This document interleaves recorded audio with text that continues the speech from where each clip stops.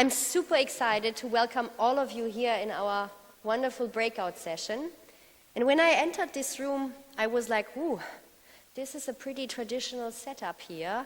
And normally, we have so inspiring speakers today with us. A more casual setup is something what we would prefer more.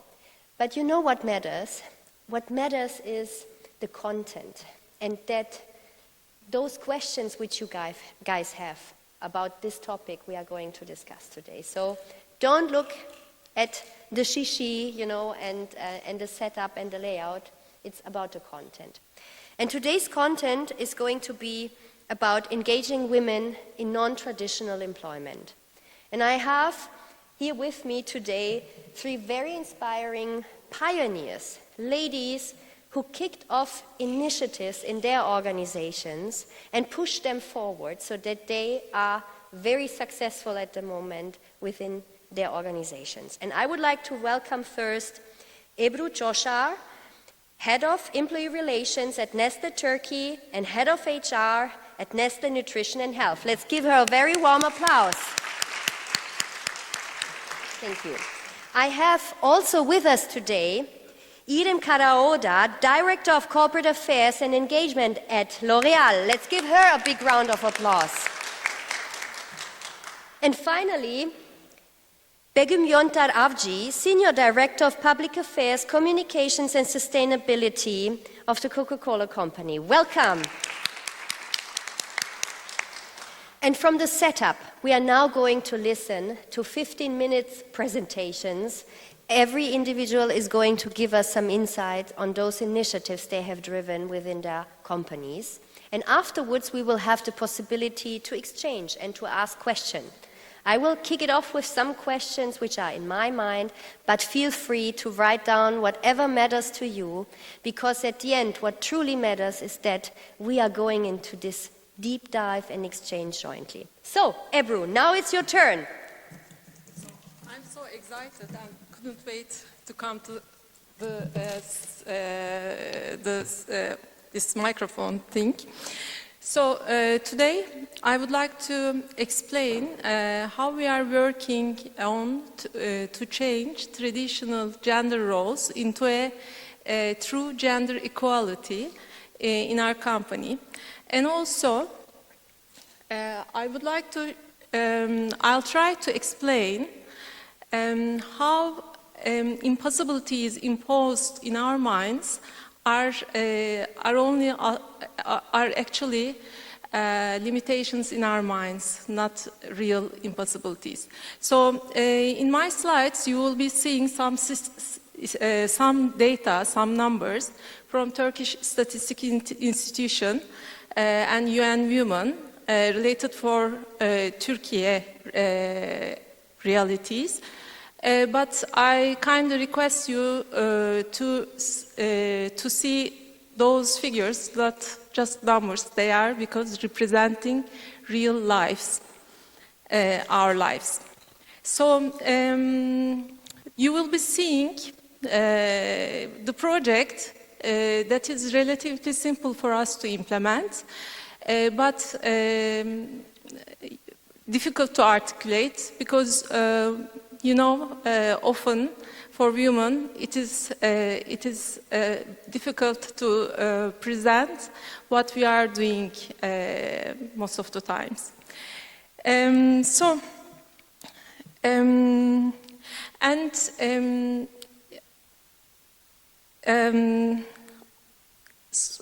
because women, I forgot what I have to say, so I'm so excited. Please, please give me applause.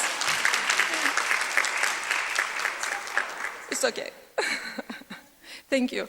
So, as I said, it is always difficult for me to explain what we have done, relatively doing that in real life. As women leaders, it's now our turn to inspire the others around us, to provide access to the women who will not have an access to some possibilities. And when, as women leaders, when we change one woman's life, she will change her life, and she will inspire others around her, and also she will transform the direction of society.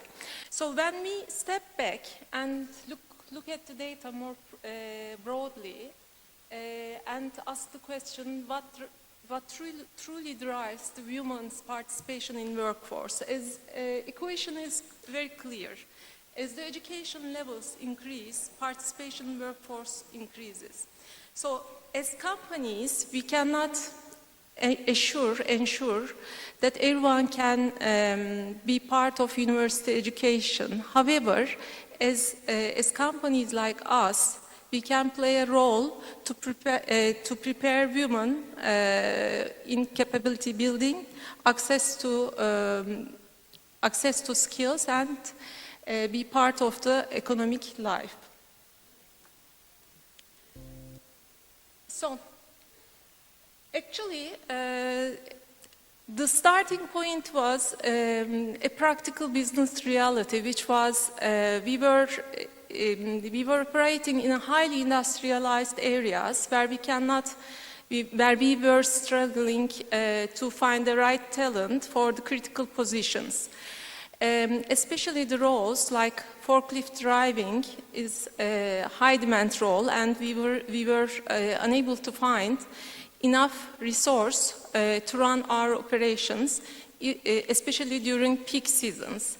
I know some supply chain colleagues with us, and they know very well what it means to run an operation smoothly. So, as I said, one role stood out as very critical, which was forklift operators. A role that requires precision, consistency, attention to details, and compassion. And this role was not known as a role which requires physical strength. And at that moment, the question or the question in our minds was, why not women? So it was not a kind of traditional role for women in Turkey. And we thought that if we can provide an access to the women in nearby villages where we were operating with a training sponsored by the company, could have chance for them to get trained and introduce them to the economic life.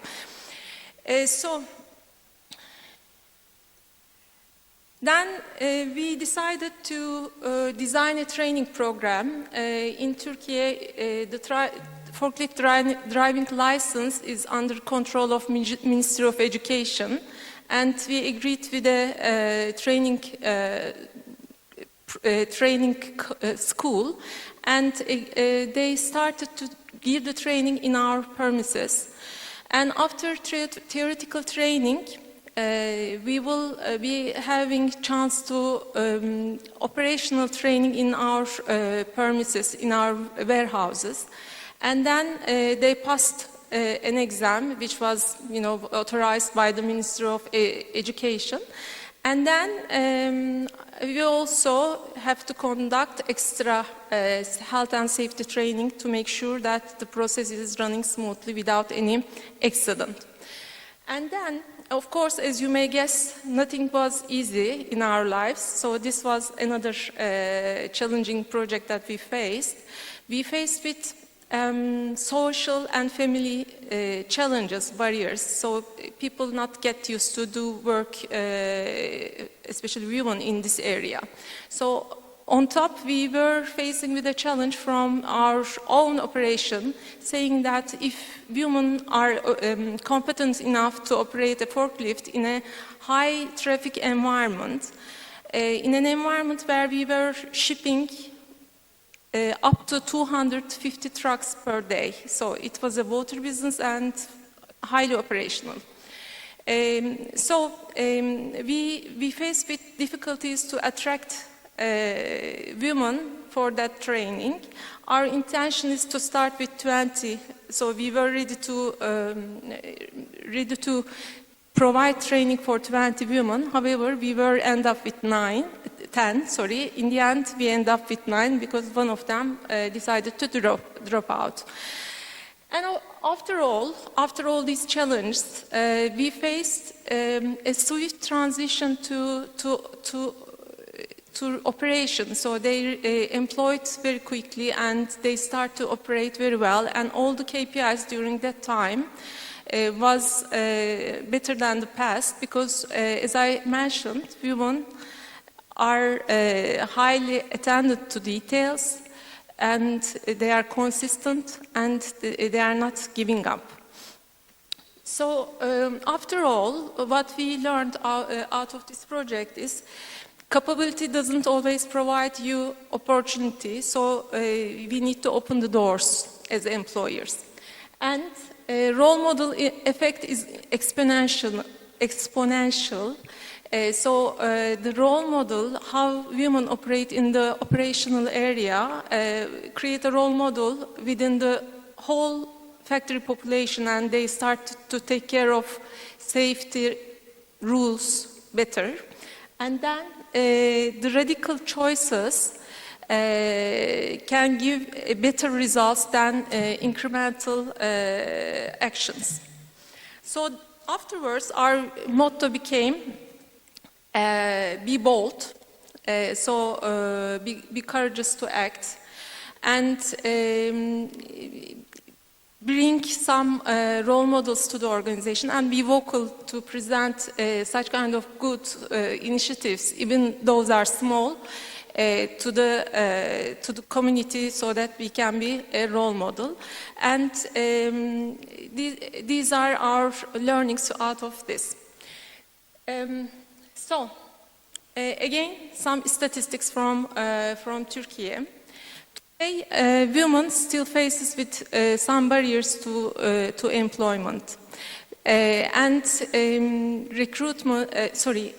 access to education and access to employment is still a problem in Turkey for women, and we are facing with.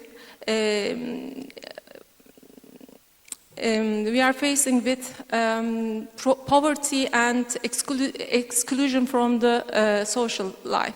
So when we look at the decision-making mechanisms, the gap gets even bigger. So as now it's our turn as human leaders who are at the position of influence, we can open these doors for other women and help them to change their lives. So as I mentioned, if we help a woman to change their trajectory, they change their own life, they change the direction of society, and they can inspire others all around her. And if a woman changes, the world changes. So thank you. That's all from my side.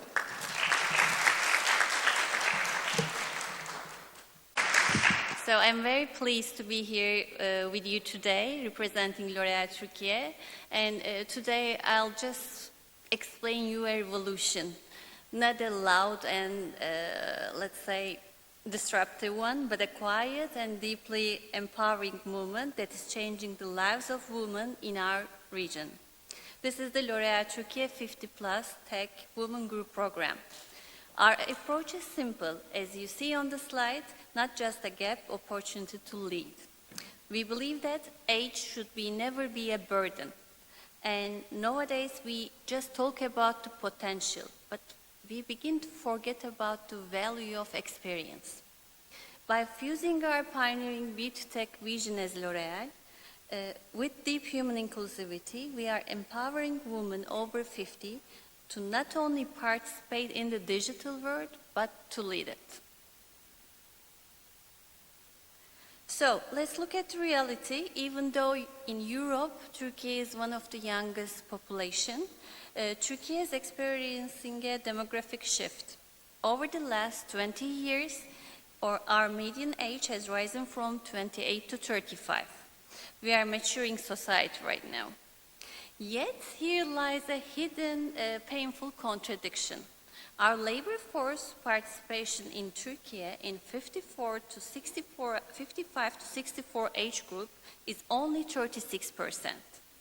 That is 32 points below the OECD average. We are living in a world where experience is being underutilized. At a time when businesses globally screaming for talent, we have an entire generation of capable, wise, and driven women left behind at the workforce. This is a massive hidden workforce gap, so while the need for the talent is growing, nowadays a large workforce remains underutilized. This is the contradiction. But why does this gap exist? Is it the matter of capacity? For sure not. The data shows us the truth. Based on the PwC data, these women are highly capable. The 45-55 age group actually using much more higher Gen AI usage than 35 to 44 group. They have deep experience, proven adaptability, and a strong desire to learn. The real barrier is perception.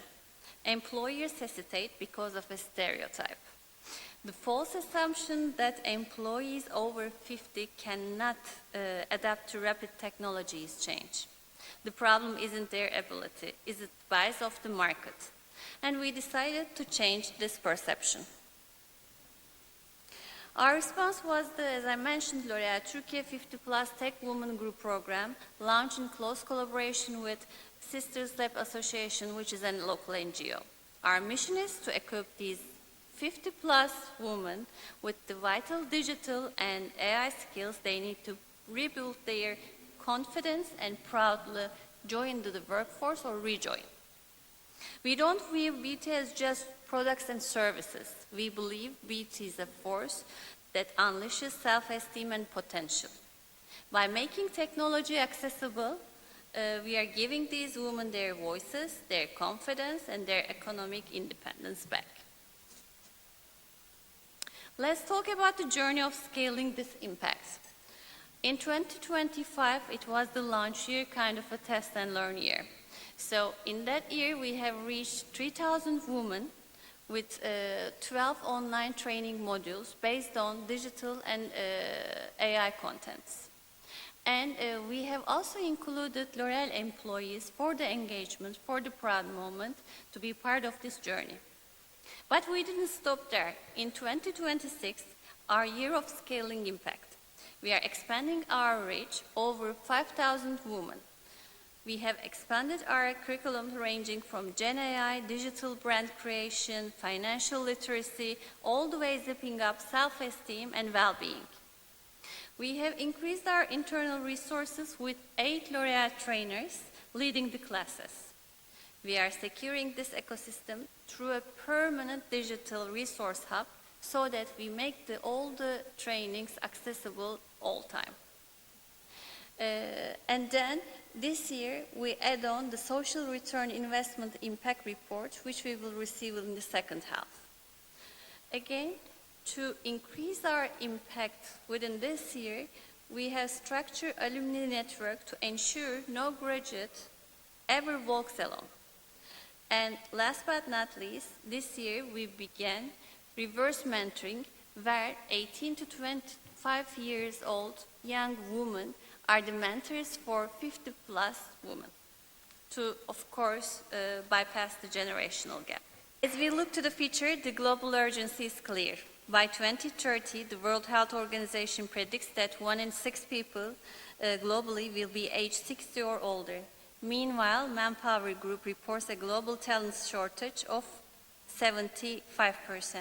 It's clear that the need for the future to integrate mature and experienced talents.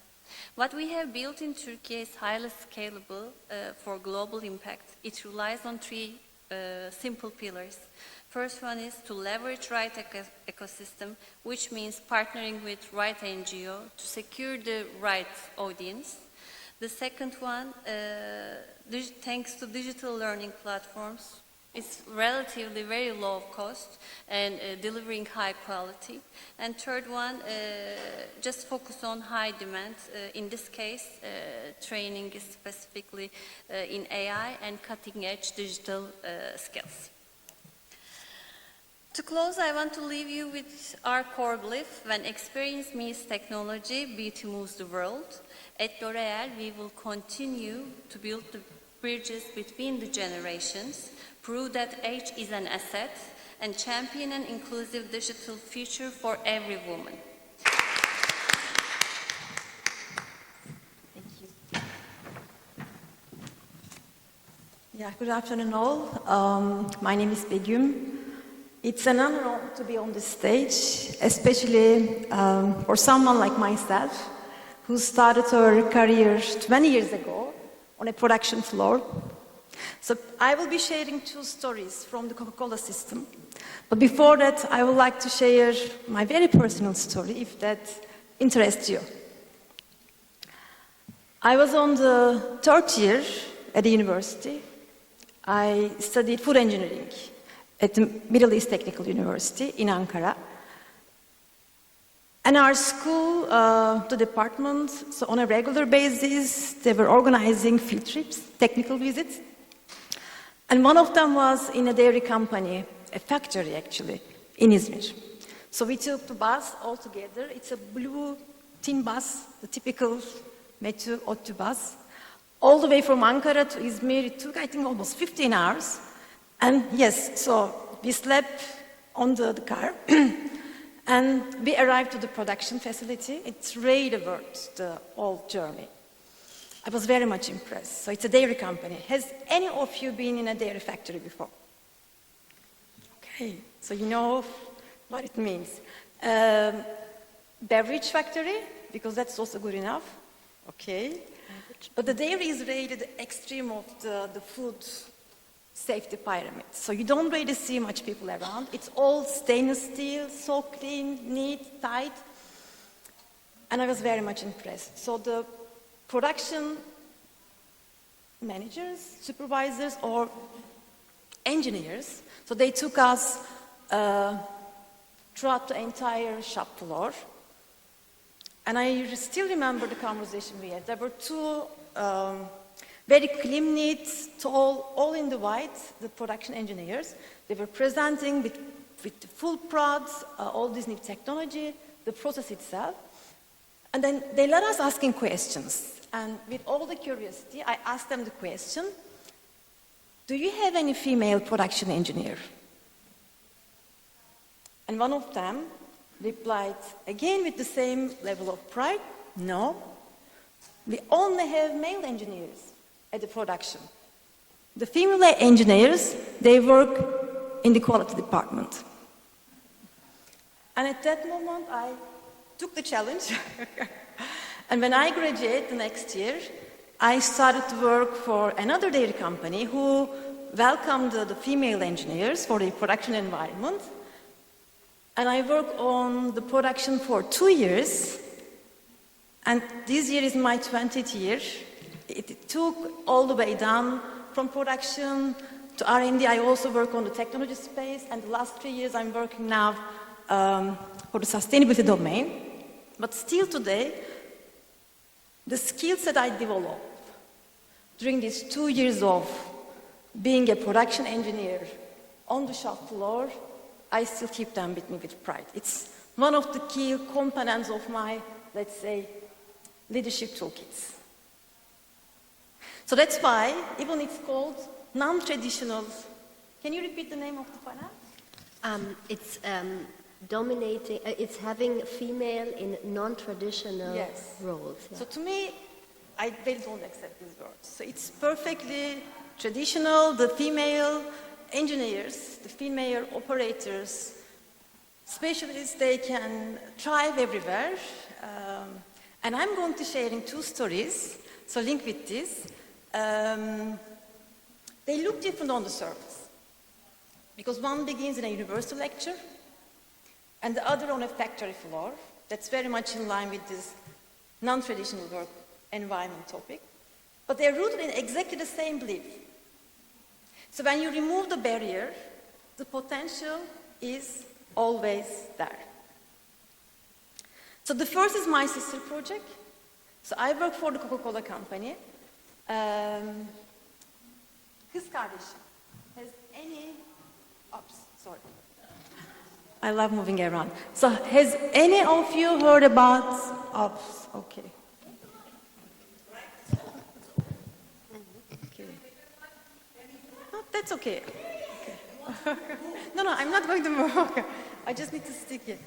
Thank you.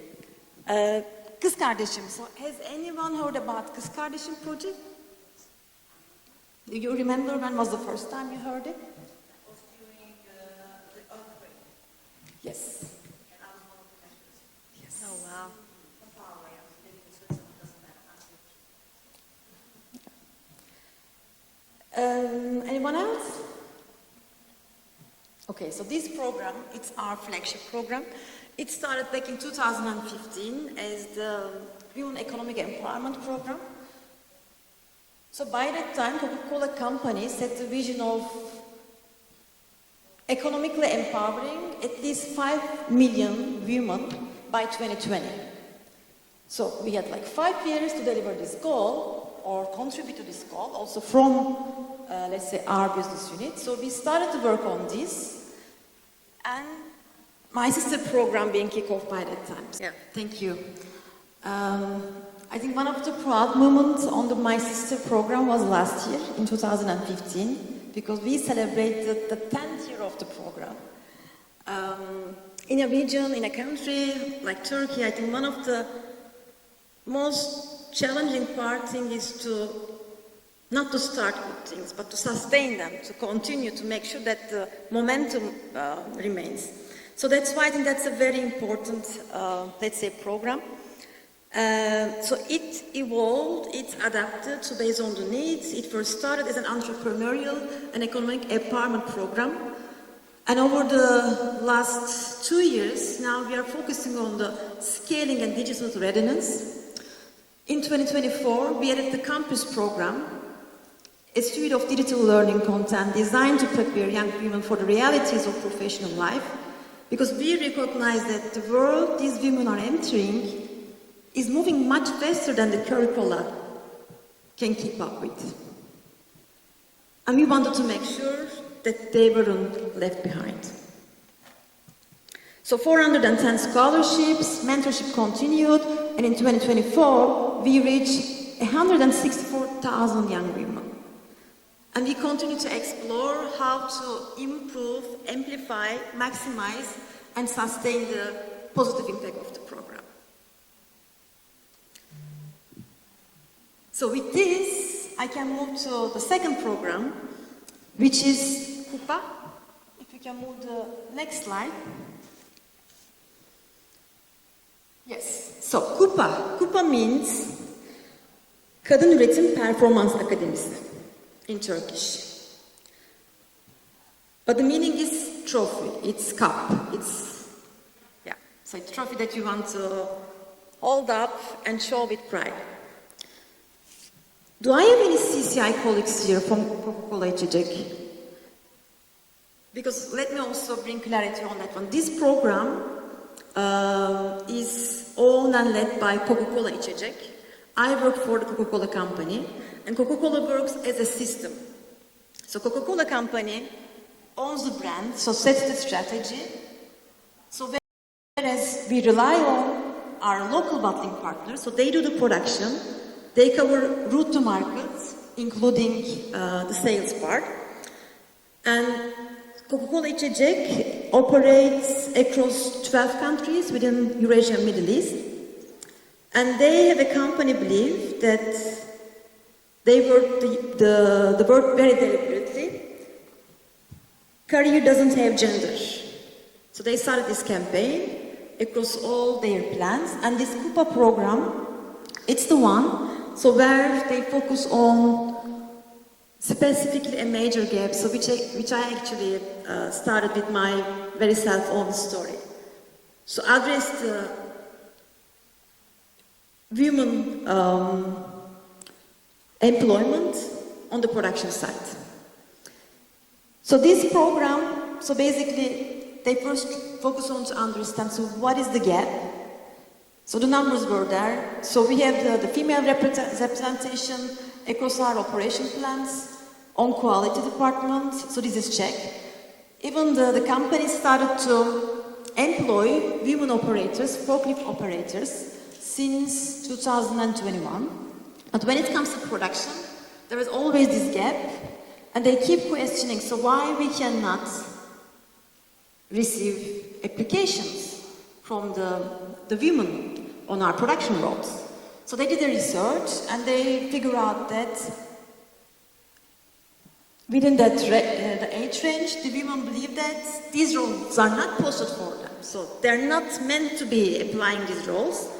So first they started to bring this awareness, so working with the recruitment partners. So once they identify the right, the talent pool, they focus on to improve the capacity, and they work with an agency and build a simulation of a production floor. So they hired initially 100 young ladies. So they went through a certain training. The training took 2 months. So without giving them all the right tools, a very safe area that's perfectly fine to fail. They have gone through some evaluation assessment, and today 51 female operators are certified, and 35 of them are hired. So they are the employees of Coca-Cola İçecek. Yeah. I'm checking my notes. As I said, the credits should go to Coca-Cola İçecek on that one. Yes, so the keynote here is that the women who completed CUPA are not diversity statistics on a slide. They are certified production operators. They're colleagues. They're for the next generation of women looking at the factory floor and wondering if there is a place for them. So they are the answer. Yes, there's a place for you, and we build it. And we are not finished. Thank you. You can give it to me. Thank you so much, Begum, but also thank you for sharing your personal story, you know, and I giving... didn't actually notice that it was a non-traditional work. Yeah. Wonderful. So now we are going to open up the floor for some questions, and I'm going to kick it off with one. What was the aha moment within your company when you realized, okay, we need this initiative? And maybe Irem, you want to go first? I have already shared during my presentation, the first aha moment for us is the OECD data, when we see Turkish 55 to 64 age population is around aging is 36%, whereas OECD is 32% above this number. So there is a need for, let's say, mature generation to support in the workforce. The second aha moment, the Gen AI usage of this age group. It's higher than 35 to 44 year age group. And it's very surprising for us, to be honest, because all the time we are talking about the younger generations really into it, they're cracking the Gen AI, etc. But in the real time, like real life, the matured experience age population is also using more than 35, like younger population. So these two moments were the key pillars that push us to make it happen. Okay. Begum, what about you and your organization? Yes. I think it's all about getting...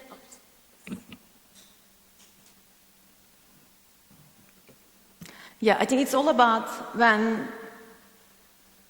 the team, they started to stop asking why the female applications are not coming, but instead putting the effort to really understand, get a diagnostic of what is happening behind the surface, and then they understood that because they didn't think that they are expected to apply the role, and started building the awareness communications, reaching out some local employment organizations, agencies. Stop making assumptions, but really working on to get an understanding on the real data was the aha moment for the CCI team. Okay, thank you. Ebru, and at Nestle, I mean, we have heard today a lot already from your CEO, so... Yes, yes. As I try to explain in my presentation, the aha moment for us was the turning point. So we were facing with difficulty to hire, to find the right talent, and there was a scarcity in the resource. And we were, one day we think, why not women can do this? So that was our turning point and aha moment, and to start this initiative that I described. Okay. Are there maybe already some questions from the audience? So please go ahead and come to the microphone. We are curious. Thank you. So, yeah, the microphone. Here we go. Can I get the microphone? It's so nice. Okay.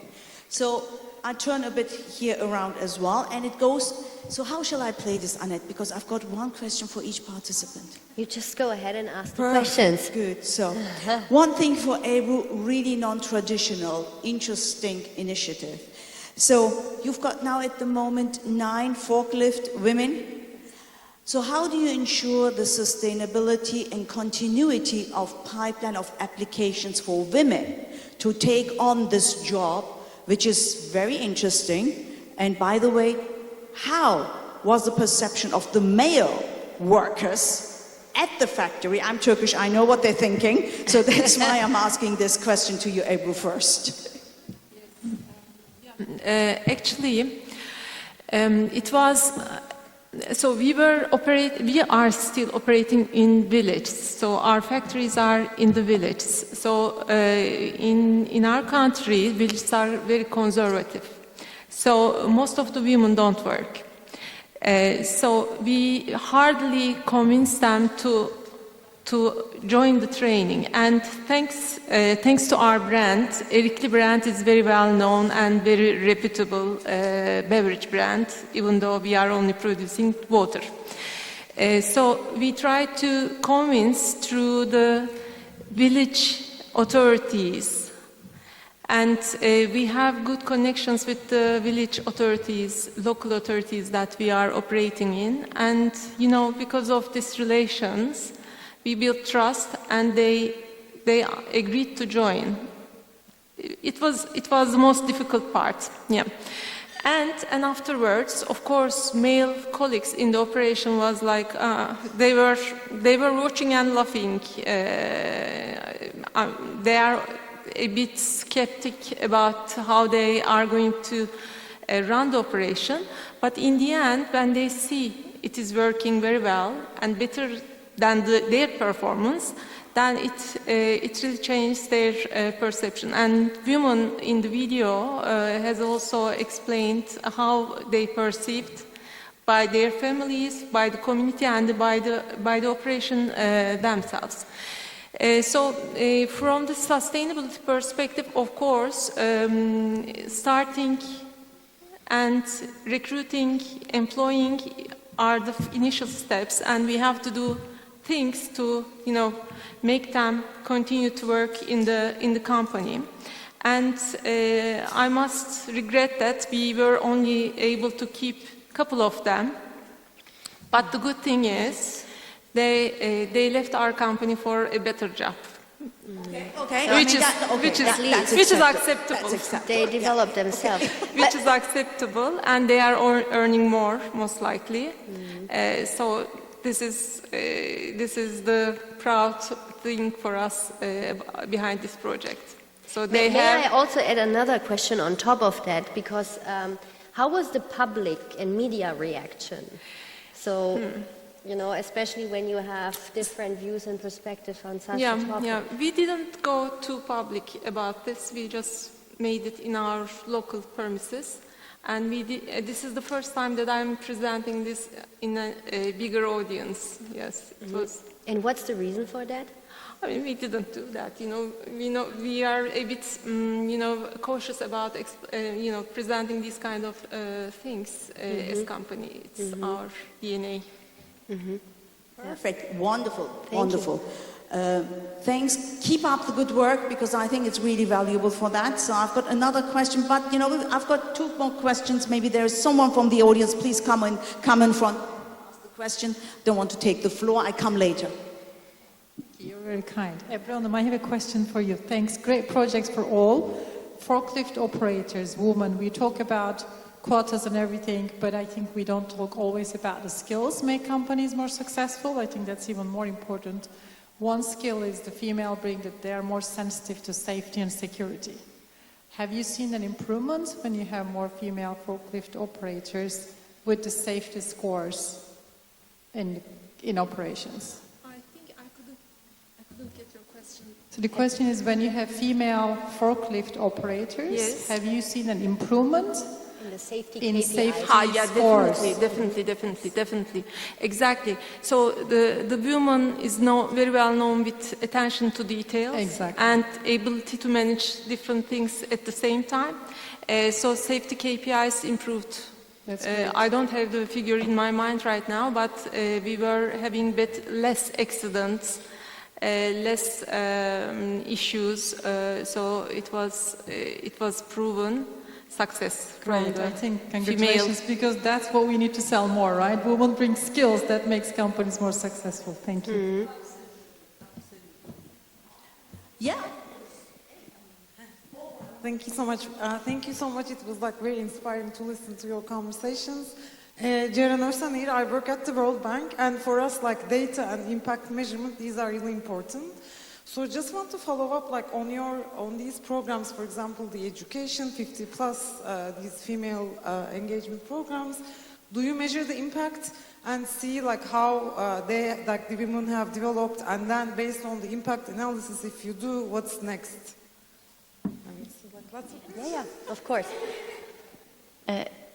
In 2025, it was kind of a test and learn year, but this year we are just right now conducting the social return on investment analysis and expecting to have on the second half, most probably, to see the real impact, not only on the women's over 50, but also other stakeholders that took place within this program. Is it answer to your question? Take the next question then. I'm just looking around. Anyone?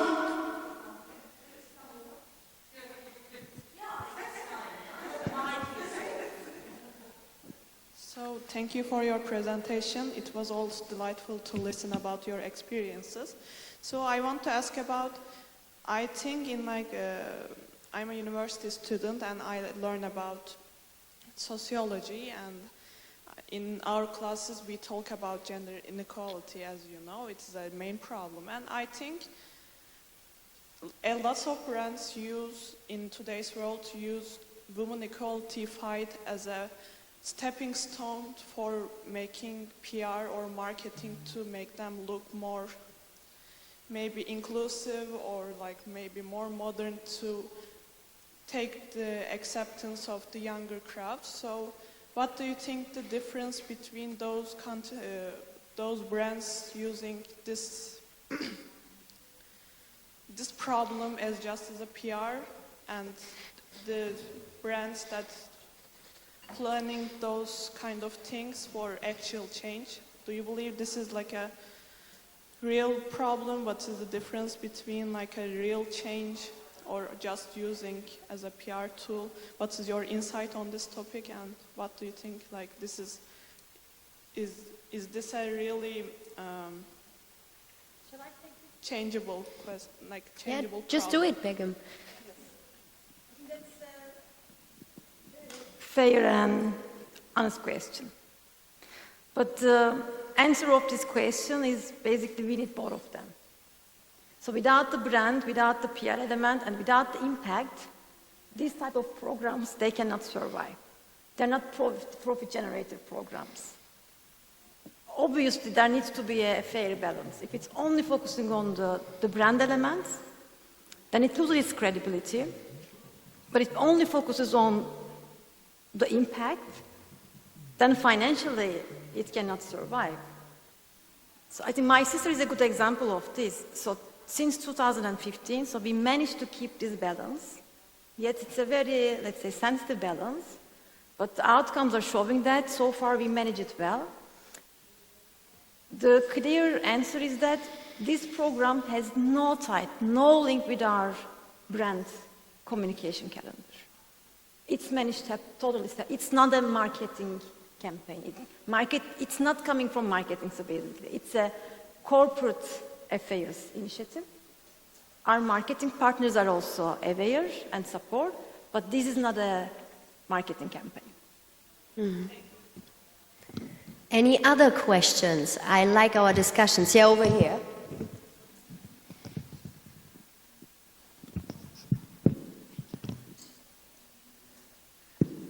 Thank you for our presentations. I took some notes, so I will follow these.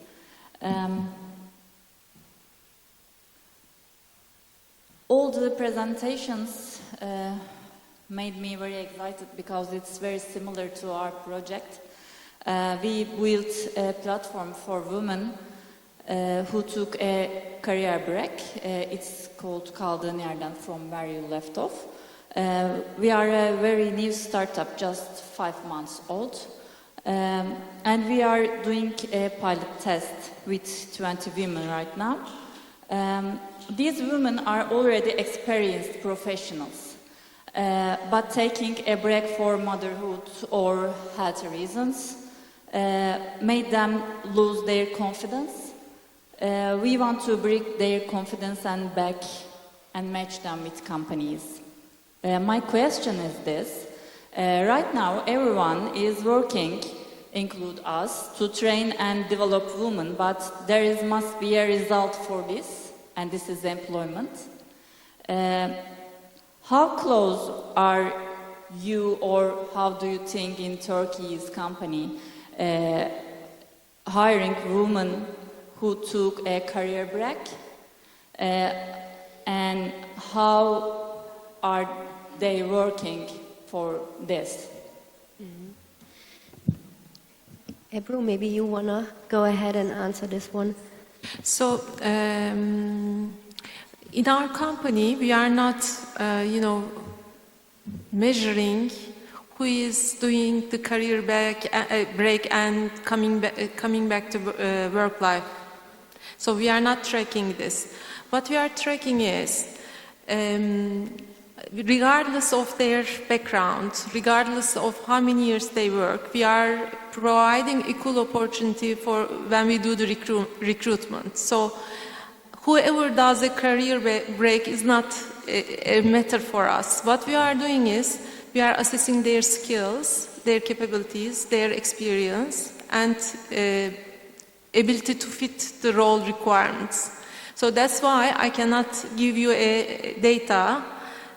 However, as a company, as Nestle, we are providing our colleagues, if they would like to have a career break because of any reason, because of maternity, because of health reasons, or just to take a break, or education, they, regardless of their gender, regardless of their identity, they can take a career break, and then we are guaranteing them the same position at the same grade, similar position, when they return back. So this is our way to show our inclusiveness to women who would like to give a career break.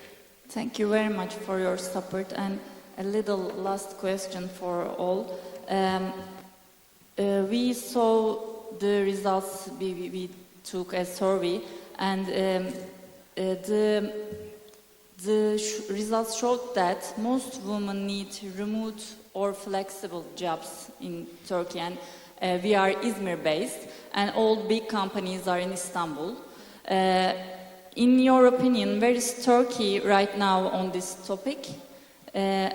I'm asking this because my first thought is always direct these women to abroad. I'm curious your thoughts about it. I think three of us good examples on this. Let me explain my company's options that we are providing as hybrid work. So first of all, as our CEO mentioned in his presentation, in order to provide enough flexibility, we have two different offices in European side and in Asian side. In Istanbul, it is killing. The traffic is disaster. So, and regardless which office that you would like to work today or tomorrow, you can choose whenever you want, based on your schedule, based on your meetings, or based on your social program afterwards. So this is one thing. The other thing, on Fridays, we are applying Free Friday during summertime because it's too hot and difficult to work. And moreover, July and August, we have a right to work remotely wherever you want. You can work from your summer house or your village or Istanbul at home. It all gives you a flexibility to manage your personal life and work life. On top, if you have kids during mid breaks, you are able to work from home as well. So these are all the options that we are providing our colleagues. On top, there is one more thing. After maternity leave, during the breastfeeding period, you can still work from home. No one is asking you to come to the office. So these are good examples from our company. Thank you. Congratulations. But let's have a look also on different perspectives. Iram, what is your view on it? And Begum maybe as well, just that we hear, your views on it. It's very similar like yours. We have like work smart home office policy, but to be inclusive and to include all ecosystem, it's not only for women, of course, whole population, let's say. Rather than that, the summer applications are very similar. When the schools are off, in what reason ever, it's very okay to work from home for everybody if they have a kid. That kind of applications goes on very similar, so I don't repeat it. Thank you very much. Begum, and what about Coca-Cola? I'm not an HR professional, but I can just share also my, let's say, experience, and I can only echo what Ebru mentions. I think this is sort of the standard now. Yes. So let's make sure that this will remain as such. So I think that's more important. Yeah. Mm-hmm. Wonderful. So we have another question over there, and I will come, of course, to my super supporters here. Okay. Yeah, you go ahead. You go ahead. Okay, thank you for giving me this opportunity. My name is Nasim Moshrefi, and I'm a PhD student at Bahçeşehir University for İşletme Business Administration, and I'm specialized in HR. I come from a psychology background, and this gave me an opportunity to come with a new startup, which is a HR platform named Pico. So I was listening to outstanding stories that you said and the strategies that you had for the 50 plus from Nestle, and then that suburban and local women, and also this post-traumatic from Coca-Cola for earthquake training. These were perfect, and I really enjoyed listening to, but it was all about inclusion, about the new entries. What about the current employees, regardless of the gender, the ones who, let's be honest together, like we are in an era that AI is replacing everyone, and we're just going to face too much of layoffs in the corporate life. So what about the current employees who are suffering from burnouts, from facing actually this irrelevance regarding the AI-driven layoffs and stuff like that? So I just wanted to know, how do you prepare your existing employees to match with this era? This is the first part of my question. And the second is that we talk about gender equality, and I love that as a woman. But again, being honest, we are different biologically from men. So a man has 28 days of testosterone, which makes them be happily working in a corporate life, but women, us as women, only have it for 3 days. So we are physically different from men. And in the continue of what my friend said, and the thought behind my startup is that women are physically different from men, but maybe more potential when it comes to the corporate life. So remote jobs, talking about multitasking of a woman being a mother, or going through hormonal imbalance. So I just wanted to know, how do your organization actually account for these kind of differences between men and women?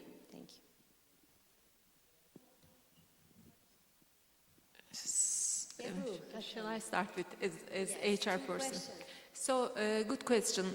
Mental health is an important agenda point. So, last year I was appointed as Employee Relations, Health and Well-being Manager of the company. So this was the first time in our company a person is holding a health and well-being role, which gives an indication that companies are giving more and more importance on employee health and mental health especially, because burnout is a reality that we are all facing with. Apart from that, as part of my role, I'm designing the mental health program. So we are providing psychological support in case any of our colleagues needs. It's a kind of third-party psychologists, keeping all the confidentiality, as you may assume, as you may guess. And moreover, we are in our company giving a lot of emphasis on psychological safety. So it's part of DEI for sure, because if you feel yourself and if you are able to express yourself as you are, you feel safe psychologically, and it impacts your mental health. So we are putting a lot of emphasis on psychological safety and designing mental health programs on top of the psychologist support to our colleagues. So these are, small actions that we are taking, and of course we are taking care of work-life balance and providing some flexibilities to our employees to, unleash the pressure on their shoulders a bit. So these are the things that we are doing right now from the mental health perspective. And I observe that the roles like me is increasing. The companies are, recruiting people to take care of employees' health and well-being, because it is not for free, for sure, because it is impacting the performance of the company in the end. I do have a question, thank you. Coming back to the diversity and inclusion measures you just described, and I know this might be a little bit of an unfair question, which I haven't answered for myself.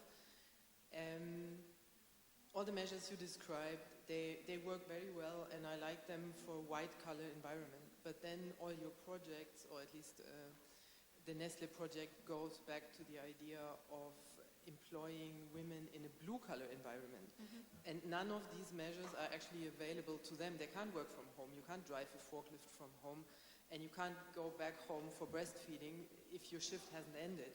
Do you have any ideas how to deal with that in the future? Because, I mean, the one thing is recruiting women, the other part is, and we are having troubles with that too, to actually keep them once they have a family.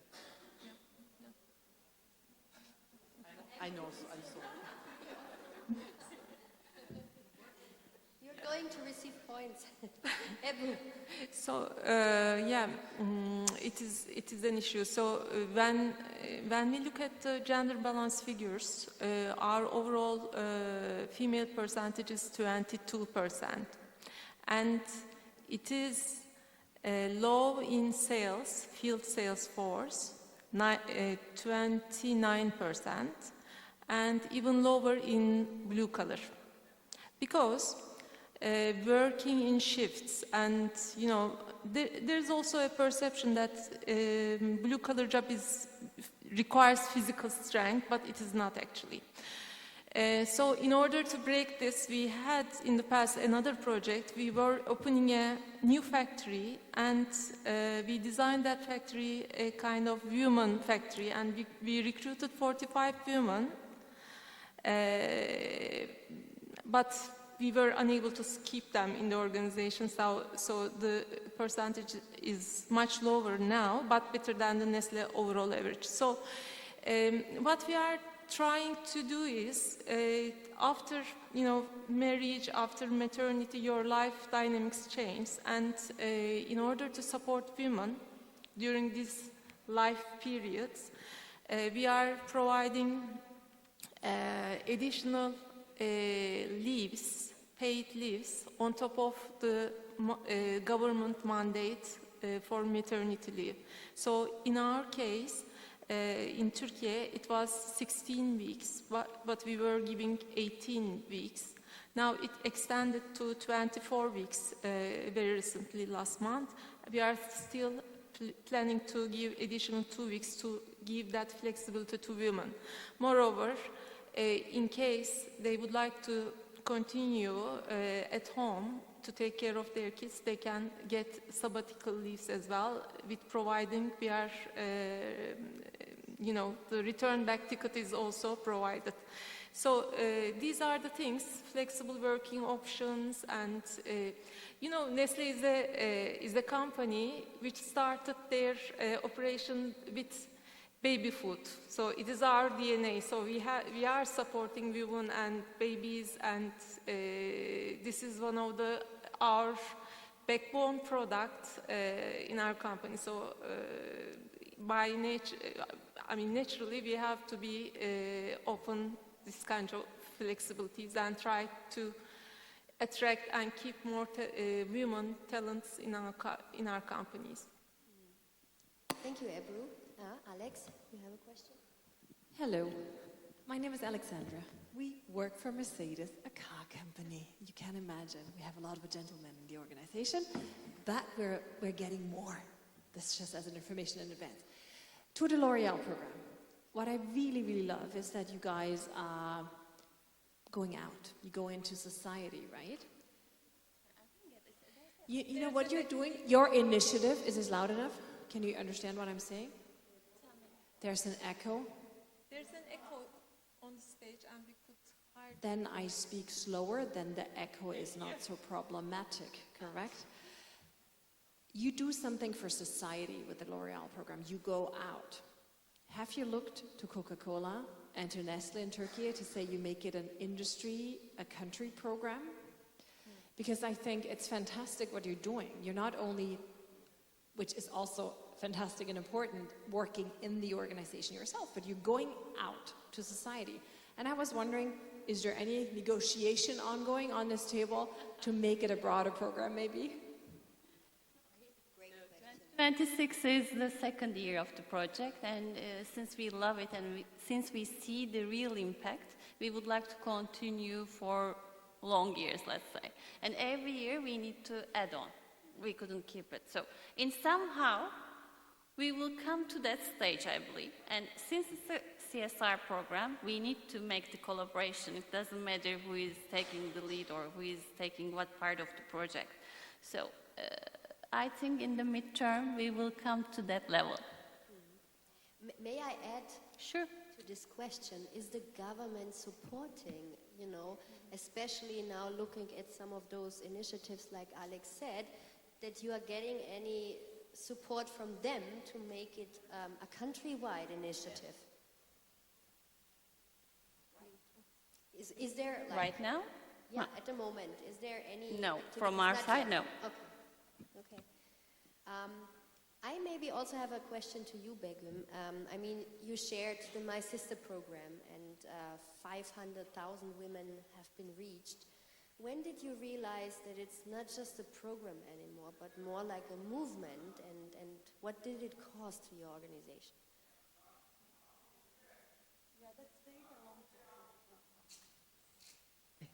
So My Sister is a long-term program, right? But when the project started, the very first years were not that easy. It evolved and grew gradually. So during the last few years, so we also now being reached out from the previous the bursaries. The university students, they got benefit from the program. Now they're reaching us and they're saying that, are you accepting mentors? Can we sign up and can we become part of this community? So this is what they call, I think My Sister created its own community and it's very sustainable. And to me, that is what a movement can only achieve, not a program itself. Thank you. Any other questions from the audience? Yes. Two left. She's counting. No, I did not, because I wanted to give the floor to others as well, not to dominate the stage. I've got one for Ira. And that is for this wonderful initiative to integrate 50+ women. I thought you were going to integrate 50+ women into L'Oréal to work, because I thought, that would be a nice pathway to use the experience, which is not in ChatGPT, by the way. AI is there, but we know experience is not there, so we still have value as humans. That was my thinking. Do you have that kind of forward thinking, or just leave it there? If yes, what's the impact for the women who participate, and did they integrate into their entrepreneurship journey? Sure. For the corporate doors, for the talents, are always open from our side. But for the time being, there is no candidate that has applied kind of position. What we are discussing HR right now, for the upcoming years, how we can put a kind of a hook or like filtering system so that out of like 5,000 or 10,000 women, we could get maybe 1 or 2%, I don't know. But just right now, we are discussing with HR how to proceed for the upcoming years. We are planning, hopefully, let's say, we will do it. But for the time being, it's really helping for, as you said, entrepreneurship and small businesses. They are just creating value and money for the household. And rather than that, the alumni network is really working well. They're coming together, sharing job opportunities, sometimes working together for freelance projects, so that the impact is getting bigger and bigger. That makes us really happy. The third question. Here comes the third question. I said for Begüm. No, coming from one after the other. Kupa, cup, very nice, interesting. And you were thinking why women don't apply for jobs, for the jobs you were thinking, right?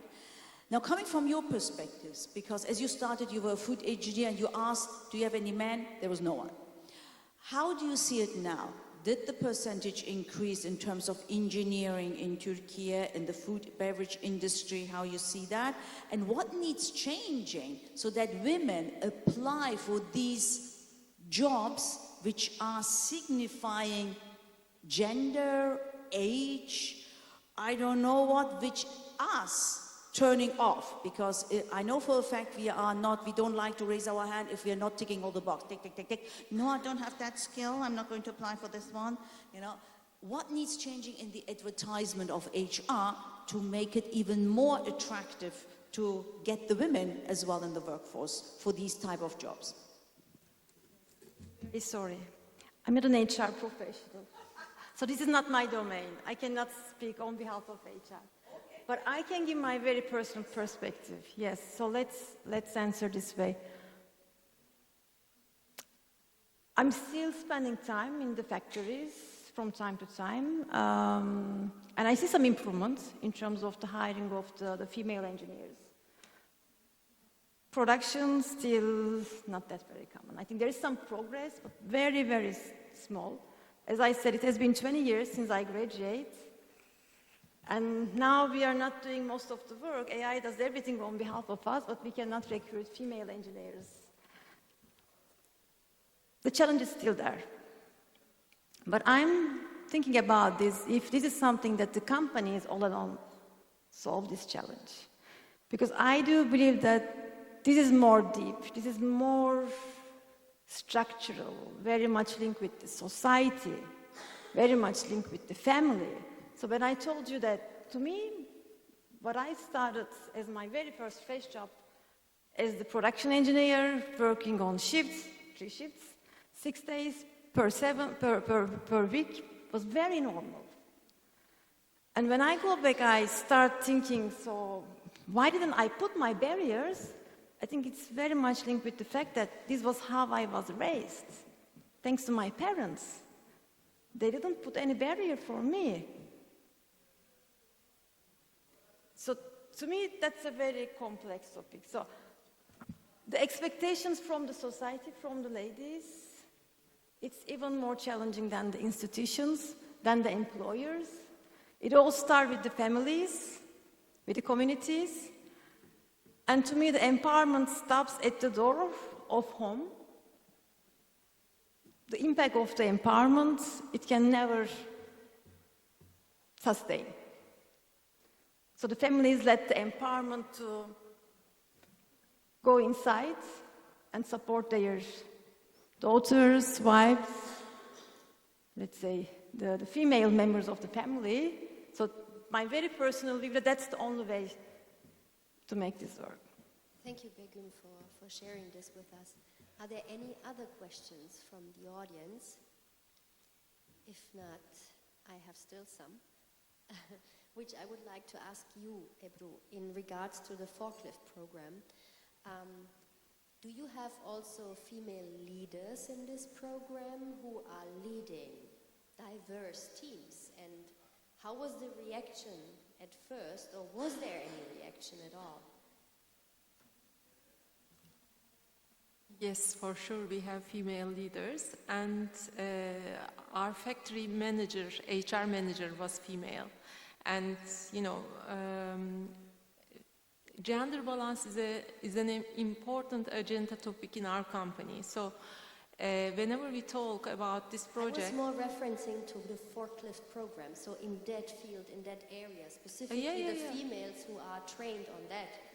So they were, I mean, female leaders were quite open and inclusive and supportive about the project itself. So they really believe that their sisters could do anything if they have an access to a skill, capability building, and you know, if they have a willing to do that.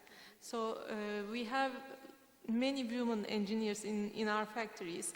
As our CEO mentioned, we have 57% of plant and factory managers are female. So from top, we have a female dominancy in operations, so they are quite open and supportive on this project. That's great. And now a question to all three of you. What were the biggest challenges you faced by introducing your programs within the organization? Biggest challenge? Challenges. Challenges on what? What were the biggest challenges by introducing your programs in the organization? In the organization, okay. Shall I start first? Okay. So it was a, you know, a relatively challenging project, and you know, it was a breakthrough project, and you know, once we explained this, can we do that? And the first initial reaction was not, are you sure, kind of a thing. And after, you know, initial reaction, when we talk how we are going to do that and what are the precautions, because safety is is non-negotiable, so we cannot risk any safety